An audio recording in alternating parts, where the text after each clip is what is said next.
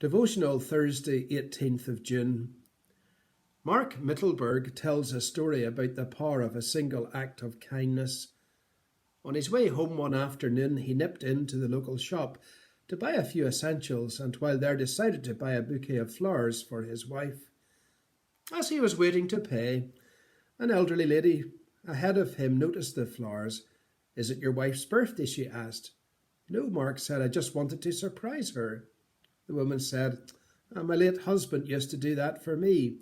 It was his way of saying, 'I love you,' but that was many years ago." The woman paid for her groceries and said goodbye, and suddenly an idea struck Mark. He quickly paid for his flowers and other items, and then dashed out into the car park to find the woman. "Here," he said, as he held out the bouquet to her. "Your husband isn't here to do this, so I'd like to give you these."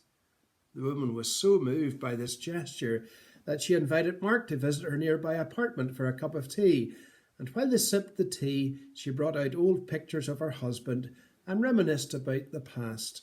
Her spirits were lifted.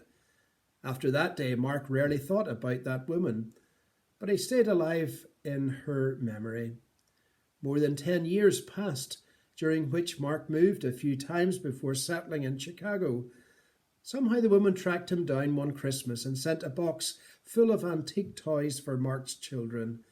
She remembered Mark through his touch of love on her life so many years earlier, and she still felt joy since he had treated her the way he would want to have been treated.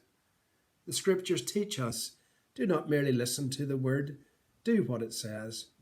Anyone who listens to the word but does not do what it says is like a man who looks at his face in a mirror and after looking at himself goes away and immediately forgets what he looks like.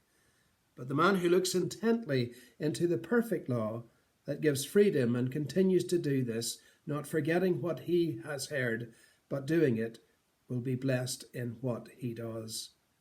You will be blessed when others are pointed to God because you've demonstrated his love for them in a very real way.